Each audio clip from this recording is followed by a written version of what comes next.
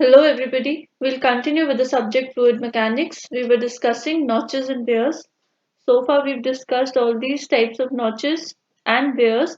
In the last lecture we discussed what is a Cipolletti wear and its numerical problems. In today's lecture we'll be discussing a broad crested wear. तो broad crested wear क्या होता है? जब आपका wear का जो crest है वो उसकी width significant हो, तो आप देख सकते हैं कि यहाँ पे ये जो हैच्ड पोर्शन है ये हमें क्या दिखा रहा है कि ये वेयर है और इसकी विड्थ कितनी है, बी विड्थ है। ठीक है, तो अब हमने क्या करना है, हमने देखना है कि ब्रॉड क्रेस्टेड वेयर जो है वो नॉर्मल वेयर से कैसे डिफरेंटली बिहेव करता है। ब्रॉड क्रेस्टेड वेयर में बी क्या है, width of the weir, H is the head of water above the crest on the upstream side of the weir। अब ये जो weir है इसकी ये वाली साइड जो होगी वो कौन सी साइड है, अपस्ट्रीम साइड, जो weir से पहले आ रही है जैसे यहाँ लिखा है। और ये वाली जो साइड है इसको हम क्या बोलते हैं, डाउनस्ट्रीम साइड। तो वो बोल रहा है कि कैपिटल H जो है वो कौन सी हाइट है, वो हेड है वाटर का on the upstream side of the weir। और स्मॉल h क्या है, head of the water on the downstream side of the weir. v क्या है, स्मॉल v वेलोसिटी है on the downstream side of the weir. और va क्या है, velocity of approach. va हमें पता है, हम करते आ रहे हैं अभी तक, it is the velocity of approach. Next आता है आपके पास l क्या है, L is the length of the crest of the weir. अगर आपके पास ये इस तरीके से कोई वेयर है और ये उसका चैनल है पीछे, तो this is the length of the weir, इस तरीके से। अब हम देख सकते हैं कि इस डायरेक्शन में पानी आ रहा है, ये चैनल है, दिस इज माय वेयर, और ये इसकी क्या हो जाएगी, लेंथ हो जाएगी।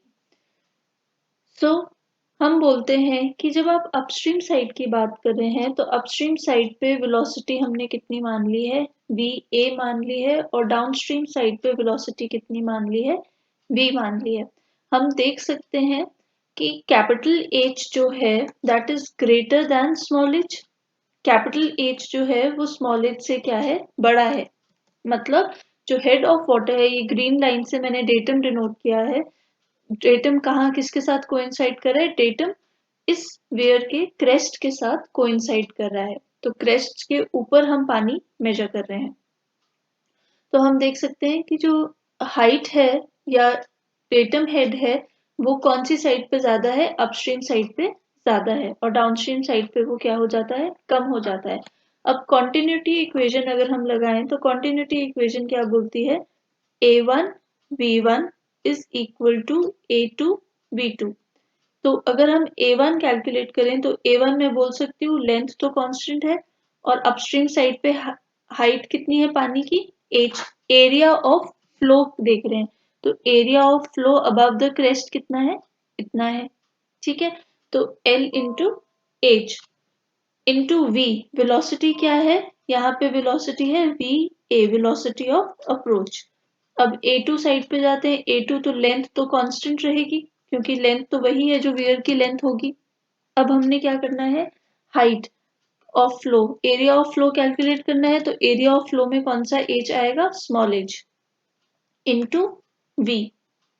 ठीक, तो अब हम L से L तो काट सकते हैं, L से L हम कैंसल आउट कर सकते हैं, हमारे पास क्या बचा, हमारे पास बचता है h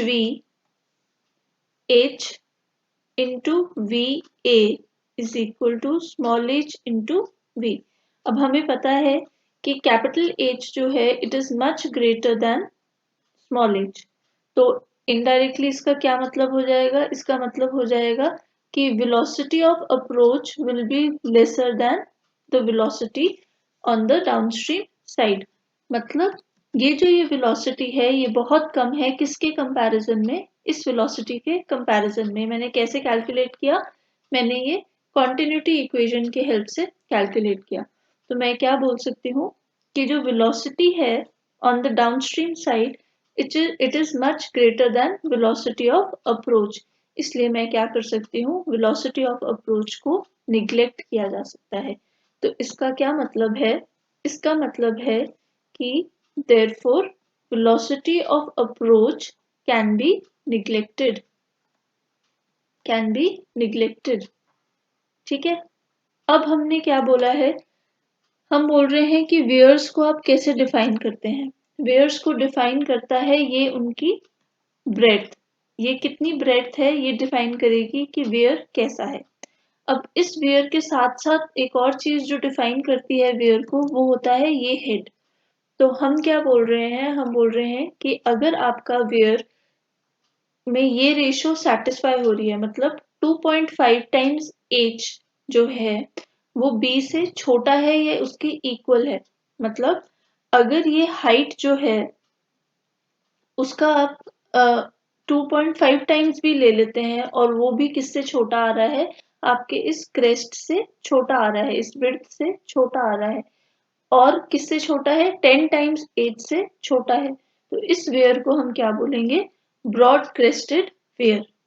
इसको कुछ बुक्स में आपको सिंपली ऐसे भी मिलेगा कि 2.5 टाइम्स एज या b is greater than 2.5 times as, तो उसको क्या बोल देते हैं हम, ब्रॉड क्रेस्टेड वेयर, ठीक है। पर एक्यूरेटली अगर आपको एमसीक्यू सॉल्व करने हैं या कॉम्पिटिटिव एग्जाम्स के लिए प्रिपेयर करना है, तो this is the accurate definition of a broad crested weir. Simply आप क्या बोल सकते हैं कि अगर width of the crest is greater than equal to 2.5 times of the head on the upstream side, तो वो कैसा वेयर हो जाता है, ब्रॉड क्रेस्टेड वेयर हो जाता है। सो दिस इज वेरी इंपॉर्टेंट। अब नेक्स्ट है कि आपके पास ये जो वेयर है इसमें हमने 2 पॉइंट्स ले लिए हैं, एक पॉइंट यहाँ पे ले लिया है, दूसरा पॉइंट यहाँ ले लिया है, point 1 and point 2। Point 1 is on the upstream side and point 2 is on the downstream side. हम हेड देख सकते हैं फिगर से कि पॉइंट 1 पे हेड कितना है, कैपिटल एच, और पॉइंट 2 पे कितना हेड है, स्मॉल एच। अब ब्रॉड क्रेस्टेड वेयर में हम क्या बोलते हैं, क्योंकि इसका क्रेस्ट बहुत ब्रॉड है, तो जो हेड है वो हेड क्या करता है, वेरी कर जाता है, वो हेड की वैल्यू चेंज कर जाती है, और चेंज इस तरीके से करती है कि दोनों हेड्स कैपिटल एच और स्मॉल एच दोनों ही क्या है, सिग्निफिकेंट है, क्योंकि इसका ये क्रेस्ट काफी ब्रॉड है। तो हमें दोनों को कंसिडरेशन में लेना पड़ता है। कैसे लेंगे कंसिडरेशन में, हम बर्नौलीज इक्वेशन यूज करेंगे, किसके बीच में, between point 1 and points 1 and 2, ठीक है। तो पहले बर्नौलीज इक्वेशन लिख लेते हैं। बर्नौलीज इक्वेशन बोलती है कि v1 square upon 2g plus p1 by rho g plus h1 is equal to v2 square by 2g plus p2 by rho g plus h2। हमने ये इक्वेशन डिटेल में discuss करी है प्रीवियस वीडियोस में। If you have any kind of confusion in Bernoulli's equation और Bernoulli's theorem, please refer to the previous videos, ठीक है। तो अब देखिए, अब हमारे पास वैल्यू सब्स्टिट्यूट करते हैं। अगर मैं पॉइंट 1 की बात कर रही हूँ, तो पॉइंट 1 पे वेलोसिटी कितनी है, va, so I can replace v by va, और वैसे ही पॉइंट 2 पे वेलोसिटी सिंपली कितनी लिखी है हमने, v लिखी है। दूसरा, दोनों पॉइंट्स कहाँ पे है, एटमॉस्फेयर में है, p1 और p2। तो p1 और p2 को मैं क्या लिख सकती हूँ, आई कैन राइट, क्योंकि ये एटमॉस्फेरिक प्रेशर के कांटेक्ट में है, तो p1 और p2 दोनों ही किसके इक्वल है, p/m के इक्वल है। क्लियर। तो ये क्या हो जाएगा, p1 और p2 विल गेट कैंसल्ड। अभी हमने ऊपर बोला है कि va can be neglected, va can be neglected means कि va कितना मान लिया है मैंने, अप्रोक्सीमेटली इक्वल टू 0 मान लिया है, निग्लेक्ट करने का यही मतलब हुआ। तो मैं लिख सकती हूँ कि va इज इक्वल टू 0, तो ये फर्स्ट टर्म क्या हो गई मेरे लिए, 0। फिर हमें पता है कि हम h1 को कैसे लिख सकते हैं, सिंपली h, और h2 को कैसे लिख सकते हैं, स्मॉल h। तो मेरे पास क्या इक्वेशन बची, मेरे पास इक्वेशन बची capital H is equal to v square by 2g plus small h। अब मेरे पास इस v की वैल्यू नहीं है, तो मुझे क्या ढूंढना है, मुझे ये v की वैल्यू ढूंढनी है। तो v की वैल्यू कैसे ढूंढ सकते हैं, we can write v is equal to v square is equal to h minus small h into 2g। तो v कितना हो जाएगा, v हो जाएगा 2g into h minus small h का under root. So this is my velocity. कहाँ पे velocity, on the downstream side. इस वेलोसिटी से पानी क्या कर रहा है, फ्लो कर रहा है। तो velocity on the downstream side, ठीक है। तो इस वेलोसिटी का हमारे लिए क्यों इम्पोर्टेंस है, क्योंकि हमने तो क्या फाइंड आउट करना है इस ब्रॉड क्रेस्टेड वेयर का, डिस्चार्ज। और डिस्चार्ज की क्या इक्वेशन होती है, डिस्चार्ज की इक्वेशन होती है area of flow, area of flow into velocity of flow, area of flow into velocity of flow, यही होती है डिस्चार्ज की इक्वेशन। अब मुझे ये वेलोसिटी ऑफ फ्लो तो कहाँ से मिल गया, मुझे ये वेलोसिटी ऑफ फ्लो इस v से मिल गया। सो लेट्स सी, तो एरिया ऑफ फ्लो क्या हो जाएगा हमारे पास, एरिया ऑफ फ्लो हो जाएगा कि लेंथ ऑफ द वेयर कितना है। मान लेते हैं कि इस तरीके से हमारा वेयर जा रहा है इस डायरेक्शन में, और इसकी लेंथ कितनी है हमारे पास, इसकी लेंथ है l। ये कितनी लेंथ है हमारे पास, l। और हाइट कितना है, हाइट ऑफ फ्लो हो जाएगी ये वाला फ्लो, क्योंकि वेलोसिटी भी हम यहीं पे ले रहे हैं, फ्लो तो एक्चुअल में कहाँ हो रहा है, इस पॉइंट पे हो रहा है। यहाँ पे तो हमने वेलोसिटी ऑलमोस्ट 0 मान ली, तो फ्लो कहाँ पे हो रहा है, इस पॉइंट पे हो रहा है। तो एरिया ऑफ फ्लो कितना हो जाएगा, area of flow will be equal to length of the weir into height of flow, तो l into small h।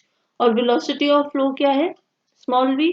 So I can write q is equal to l into h under the root of 2g capital H minus small h, क्योंकि यही थी हमारी velocity, capital H minus small h। तो ये आ गया मेरे पास discharge के लिए formula. This is my formula for discharge. पर ये कैसा डिस्चार्ज आया, ये तो थ्योरेटिकल डिस्चार्ज आया। ये कैसा डिस्चार्ज है, थ्योरेटिकल। तो मुझे कौन सा डिस्चार्ज चाहिए होता है, मुझे तो एक्चुअल डिस्चार्ज चाहिए होता है। एक्चुअल डिस्चार्ज के लिए हम क्या करते हैं, into C D. So C D L H under the root of 2g capital H minus small h. Clear? This is my actual discharge. अब हमें क्या करना है, अब हमें देखना है कि हमारा इस फॉर्मूले से क्या दिक्कत आ रही है कि मुझे कैपिटल H की वैल्यू भी मेजर करनी होगी। I am sorry, capital H यहाँ तक नहीं है, ये कैपिटल H यहाँ तक है। मुझे कैपिटल H की वैल्यू भी मेजर करनी होगी, और साथ में मुझे स्मॉल h की वैल्यू भी मेजर करनी होगी, जो अपने आप में ही एक टीडियस जॉब है। तो हम क्या चाहते हैं, हमने एक चीज एक्सपेरिमेंटली नोट करी है।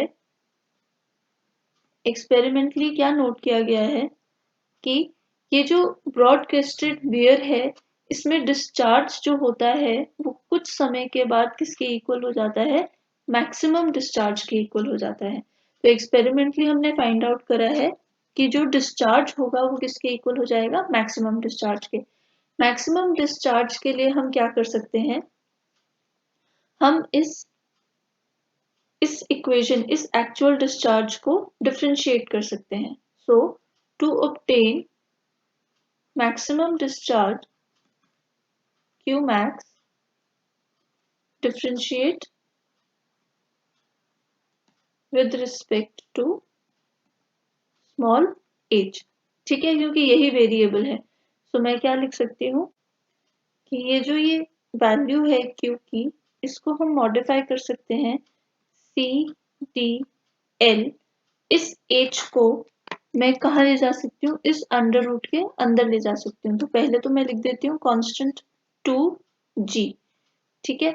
अब मैं अंदर लिख सकती हूँ अंडर रूट के, जब मैं इस h को अंडर रूट के अंदर लेके जाती हूँ तो ये क्या हो जाएगा, h square into h minus small h। तो हमारे पास क्या आएगा, C D L under the root of 2g। अब मैं इसको मल्टीप्लाई कर देती हूँ अंदर ही, तो ये क्या हो जाएगा, capital H into small h square minus h cube. So this is माई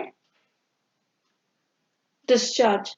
अब हमें क्या करना है, हमें इसको मैक्सिमाइज करना है। तो जब मुझे इसको मैक्सिमाइज करना है तो मुझे ये देखना है कि ये वाली वैल्यूज तो क्या है, कांस्टेंट है, ये तो नहीं चेंज कर रही है, ना L चेंज कर रहा है, ना CD चेंज करेगा, ना G चेंज करेगा। So only thing variable here is this H। तो ये वेरिएबल क्या है हमारे पास, H वेरिएबल है। तो हम क्या कर सकते हैं, मैं अगर इस टर्म, अगर capital H into small h square minus h cube इस टर्म को डिफ्रेंशिएट करती हूँ विद रिस्पेक्ट टू h, तो मेरे पास क्या आ जाएगा, Q मैक्स। मेरे पास क्या आ जाएगा, Q मैक्स। ठीक है, और to obtain this Q max मैं ये डिफ्रेंशिएशन परफॉर्म करती हूँ, तो क्या हो जाएगा, d by D H of h square capital H minus h cube. तो मेरे पास क्या आता है, capital H into h by into 2h minus 3h square. तो हम क्या कर सकते हैं, हम बोल सकते हैं कि d by D H of h square capital H minus h cube is equal to 2 capital H small h minus 3h square. अब to maximize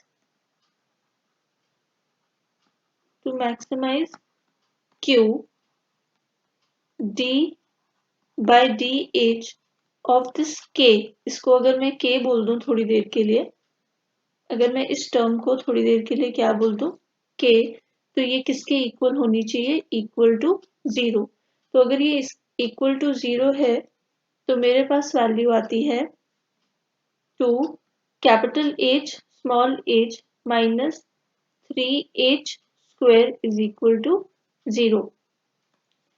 So हम लिख सकते हैं 2h small h is equal to 3h square।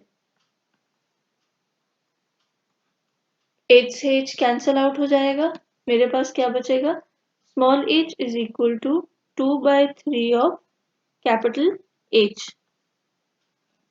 small h is equal to 2/3 of capital H। इसको बोला जाता है critical depth.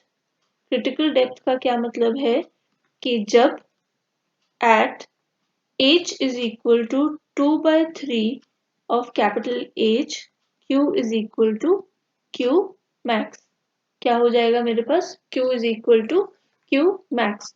तो मैं क्या लिख सकती हूँ, Q हमने कैलकुलेट किया था equal to C D L under the root of 2g into under the root of h square capital H minus h cube. So अब मैं क्या लिखूंगी, at small h is equal to 2/3 of h। अब मैं value substitute कर देती हूँ, q क्या हो जाएगा मेरे पास, q हो जाएगा q मैक्स के equal.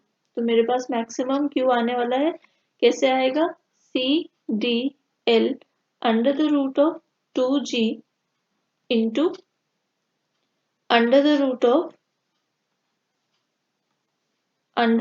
of 2/3 h square h minus 2/3 h to the power 3 का अंडर रूट।